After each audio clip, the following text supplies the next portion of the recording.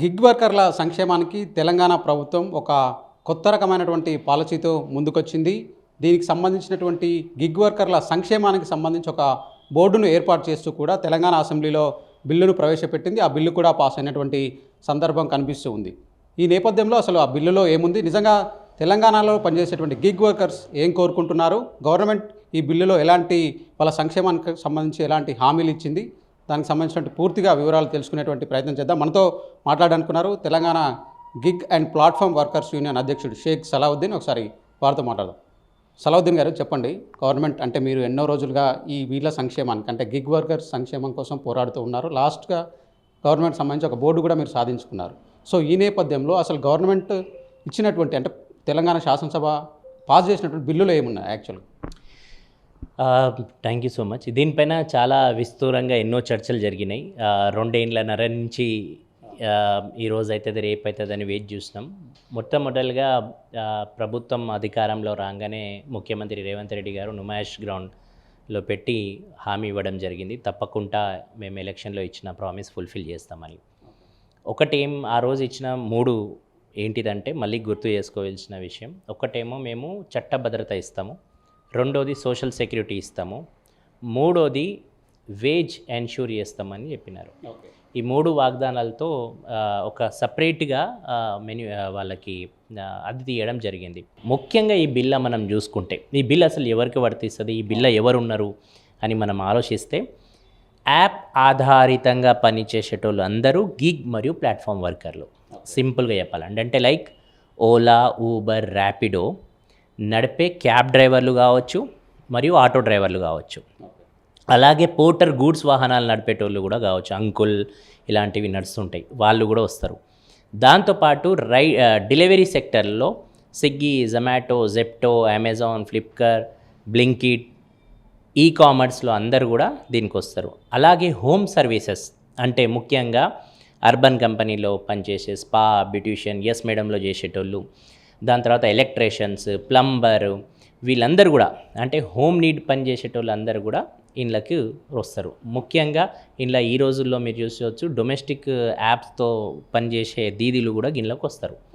అంటే ఈ చట్టంలో చాలా బ్రాడ్గా ఆలోచించడం. ఇంతే కాకుండా మనకి బ్లడ్ శాంపుల్ కలెక్ట్ చేసే డెలివరీ వర్కర్ ఎవరైతే యాప్ ద్వారా వచ్చి మనకి ఈ రోజుల్లో బ్లడ్ శాంపుల్స్ కలెక్ట్ చేస్తారో వాళ్ళు కూడా ఈ చట్టంలో వచ్చేస్తారు అన్నట్టు. అంటే ఈ చట్టంలో వాళ్ళకందరికీ కూడా ముఖ్యమంత్రి గారు అలాగే లేబర్ మినిస్టర్ గారు చాలా దూరంతో ఆలోచించి మేము పెట్టిన డిమాండ్స్కి యాక్సెప్ట్ చేసుకుంటూ వీళ్ళందరికీ కూడా పెద్ద ఎత్తుగా అవకాశం ఇవ్వడం జరిగింది. అంటే సుమారు ఈ బిల్లు ద్వారా, ఈ చట్టం ద్వారా, ఈ చట్ట భద్రత ద్వారా 4,20,000 మందికి నేరుగా ఈ పథకం ఇప్పుడు రానున్న బోర్డులో ఏమైతే పథకాలు పెడతారో అంటే ఒక్కసారి రూల్స్ తయారైతే రానున్న రోజులు మోటాగా మనం రఫ్గా చెప్పుకుంటే ESI, CPF, health, maternity, pension, దాని తర్వాత పిల్లలకి స్కాలర్షిప్లు, అలాంటి ఎన్ని స్కీమ్స్ అవన్నీ బోర్డు డిసైడ్ చేయగలుగుతుంది. అంటే ఈరోజు ఇవన్నీ కూడా మనం ఇచ్చుకోదానికోసం ఉన్నాము అంటే ఆ బోర్డులో కూడా పైసా రావాలి. ప్లాట్ఫామ్ కంపెనీలు ఇది చాలా కన్ఫ్యూజింగ్ ఏముందంటే చాలామందికి ఈ పైసా ఎవరు కడతారు, డెలివరీ బాయ్లు కడతారా లేకపోతే ప్రభుత్వం కడతారా? ప్రభుత్వం దగ్గర ఎప్పుడు కూడా డబ్బులు ఈరోజు ఉండొచ్చు, రేపు ఉండకపోవచ్చు. డెలివరీ బాయ్ల దగ్గర కూడా డబ్బులు తీసుకోవడం, డ్రైవర్ల దగ్గర తీసుకోవడం, హోమ్ బేస్ వర్కర్ల దగ్గర తీసుకోవడం కూడా మంచిది కాదు. కాబట్టి చట్టంలో ఏమన్నారంటే ప్లాట్ఫామ్ కంపెనీ ప్రభుత్వం నిర్ణయిస్తుంది, అది ఎంత పర్సెంటేజ్ అనేది నిర్ణయించిన తర్వాత ఆ పర్సెంటేజ్ విధానంగా ప్లాట్ఫామ్ కంపెనీలు అన్నీ కూడా ఆ బోర్డుకి డబ్బులు కడతాయి. ఆ బోర్డు డిజైన్ చేస్తుంది ఏమేమి స్కీమ్స్ రావాలి. ఆ బోర్డు వచ్చిన డిజైన్స్ వల్ల ఆ డ్రైవర్లకు, ఎవరైతే డెలివరీ బాయ్లకు, ఎవరైతే హోమ్ బేస్ వర్కర్లకు ఫుల్ టైం చేస్తారో, పార్ట్ టైం చేస్తారో ఆ విధంగా ఆ స్కీమ్స్ అన్నీ డిజైన్ చేసి వాళ్ళకి ఆ బెనిఫిట్స్ అందే విధంగా ఈ బోర్డు చేస్తుంది. ఇంకొకటి ఈ చట్టంలో చాలా మంచిది ఏంటిదంటే ఐడిల్ బ్లాక్ అవుతుంటాయి. డెలివరీ బాయ్స్ కావచ్చు, అర్బన్ కంపెనీ వర్కర్స్ ఎవరైతే మహిళలు ఉంటారో పాపం 50,000 పెట్టి బ్యూటిషియన్ కిట్ తీసుకుంటారు వాళ్ళ దగ్గర, కంపెనీ దగ్గర, అర్బన్ కంపెనీలో. వాళ్ళ ఐడీలు 2 రోజులు 3 రోజులకే బ్లాక్ చేస్తుంది కంపెనీ, వాళ్ళు ఎక్కడ చెప్పుకోవడానికి లేదు. ఇప్పుడు ఈ చట్టం ద్వారా, చట్ట భద్రత ద్వారా వాళ్ళు వాళ్ళ ప్రాబ్లమ్స్, వాళ్ళ ఇష్యూస్ చెప్పుకోవడానికి ఉంది. చెప్పుకున్న తర్వాత 7 రోజుల లోపల ఆ ప్లాట్ఫామ్ కంపెనీలు స్పందించకపోతే వాళ్ళపైన జుర్మానా కూడా ప్రభుత్వం వేయడానికోసం సిద్ధమైంది. అంటే 50,000, ₹1,00,000, 1,50,000 వరకు అట్లా జుర్మానా కూడా గల్ల పెట్టడం జరిగింది. దాంతోపాటు ఈ వెల్ఫేర్ బోర్డు ఆ, నడిచే ఫంక్షన్లలో కూడా మీరు చూసుకుంటే ప్రభుత్వం సమానంగా చేసింది. అంటే అందరికి కూడా ఇంట్లో ఉండాలన్నట్టుగా ఒక వర్గం గిగ్ వర్కర్ల యూనియన్ రిప్రజెంటేషన్ 4, దాని తర్వాత ప్రభుత్వ అధికారులు వేరే వేరే శాఖలు, దాంతోపాటు ప్లాట్ఫామ్ కంపెనీలు, ఈ త్రైపార్టైట్ బోర్డు కూడా పెట్టింది తీసుకుంది. అంటే మ్యాక్సిమంగా ఇది ఏవేవైతే అంశాలు మ్యాక్సిమంగా మేము ఫస్ట్ నుంచి డిమాండ్ చేస్తున్నామో 3 రోజుల కింద మినిస్టర్ గారితో మీటింగ్ జరిగింది, వివేక్ గారితో, వారితో దాని తర్వాత తెల్లారి మళ్ళీ సీఎం గారితో మీటింగ్ జరిగింది. బిల్లు ప్రొడ్యూస్ అయ్యే 2 రోజుల ముందు కూడా మేము చెప్పిన డిమాండ్స్ మ్యాక్సిమం వారు ఒప్పుకొని ఏవైతే నేను సానుకూలంగా చేయగలుగుతాను చేస్తానని మళ్ళీ వీరిద్దరు కూడా హామీ ఇవ్వడం జరిగింది. ఇప్పుడు మేము గనలా మాకు తెలిసిన అంచారాల ప్రకారంగా ఇక బిల్ అయితే నా చేతికి రాలేదు. వేజెస్ అనేది ఒకటి అలా మిస్సింగ్ అని కనిపించింది అన్నట్టు ఉంది. ఆ వేజెస్ ఒక్కటి వస్తే బాగుంటుండే, కానీ ప్రభుత్వం నిన్న అసెంబ్లీలో వాళ్ళు చెప్పడం జరిగింది మినిస్టర్ గారు, రానున్న రోజుల్లో అది కూడా మేము ఇన్కార్పొరేట్ చేస్తాం, మొదటిగా ఇవన్నీ చేసుకుందాం అని చెప్పడం జరిగింది. గిగ్ వర్కర్స్ అంటే మెయిన్గా మీరు ఇప్పటివరకు చెప్పారు ఎవరు ఈ చట్ట పరిధిలోకి వస్తారని. సో యాక్చువల్లీ అంటే దీంట్లో కొందరు పార్ట్ టైం చేసే వాళ్ళు ఉంటారు, ఫుల్ టైం చేసే వాళ్ళు ఉంటారు. సో అందరికీ ఒకే రకమైనటువంటి బెనిఫిట్స్ లభిస్తాయా, ఎట్లా ఉంటుంది, తేడా ఏమైనా ఉందా? అదే నేను ఇప్పటివరకు అన్నట్టుగా ఎవరు ఎంత పని చేస్తే వాళ్ళకంత స్కీమ్స్ అనేది డిజైన్ అవుతుంది బోర్డులో.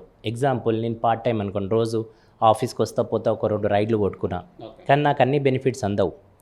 అందులో ఒక యూనిక్ ఐడి అనేది ఇస్తుంది ప్రభుత్వం. ఆ యూనిక్ ఐడిలో మీరు ఏ ప్లాట్ఫామ్ పైన ఎన్ని గంటలు పని చేసినారు, ఎన్ని రైడ్లు కొట్టినారు అనేది వయా టు గవర్నమెంట్ డేటా ఉంటుంది మీ దగ్గర, ట్రాన్సాక్షన్స్ అన్నీ కూడా ప్రభుత్వంతో ఉంటాయి.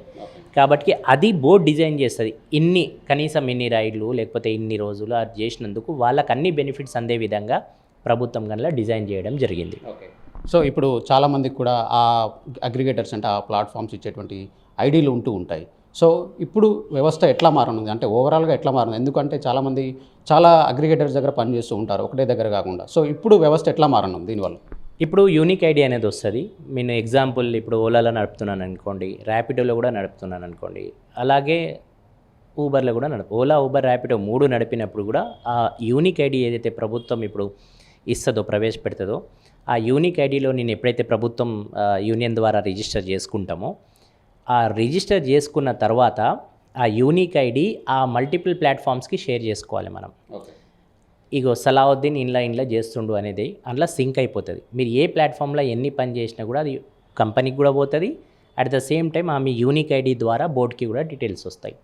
అంటే దీనికి ఇంత డీప్గా డ్రాఫ్ట్ చేయడం జరిగింది. దీనిపైన ప్రభుత్వం కూడా చాలా ఆలోచించి విచారణ చేసి ఈ నిర్ణయానికి వచ్చినాం.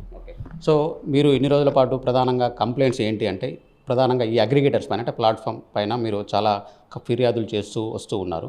సో ఈ బిల్లు ద్వారా అంటే ఈ చట్టం ద్వారా వాళ్ళపైన ఎట్లాంటి రెస్పాన్సిబిలిటీ ఉండబోతుంది? ఇంతకుముందు మనందరికి తెలిసిందే, అటు లేబర్ డిపార్ట్మెంట్ పోయినా కూడా మీరు పార్ట్నర్లు అనేది, ఇటు ఐటీ డిపార్ట్మెంట్ పోయినా కూడా మాకు సంబంధం లేదనేది, ట్రాన్స్పోర్ట్ డిపార్ట్మెంట్ పోయినా సంబంధం లేదనేది. కానీ ఇప్పుడు ఈ చట్టం ద్వారా ఒక లేబర్ డిపార్ట్మెంట్కి మా సమస్యలు చెప్పుకోవచ్చు. ప్రతి ఒక్క సమస్యలకి జవాబు రూపంలో, గ్రేవియన్స్ రూపంలో, అక్కడ ఐడి బ్లాక్ అయితే కూడా ఆ ఐడి బ్లాక్ ఎందుకు అయింది అనేది డ్యూ ప్రాసెస్ రూపంలో మనకు అక్కడి నుంచి రిజల్ట్ రావడానికి ఉంది.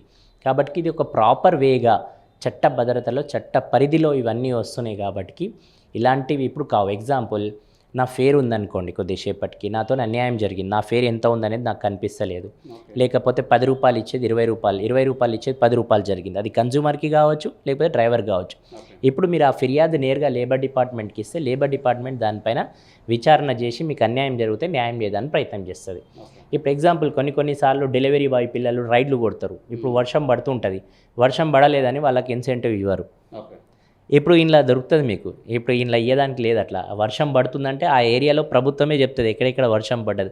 ఆ వర్షం పడదా పడలేదా ప్రభుత్వం దగ్గర డేటా ఉంది. ఆ వర్షం పడ్డప్పుడు సర్జ్ రెయిన్ బోనస్ ఏదైతే ఉంటుందో ఇమీడియట్గా యాడ్ చేయాలి. చేయకపోతే ఇక్కడ దొరికిపోతారు వాళ్ళు, ప్లాట్ఫామ్ కంపెనీ.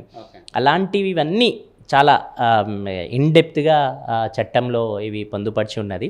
చట్టం అనేది ఒక బౌండరీ ఉంటుంది.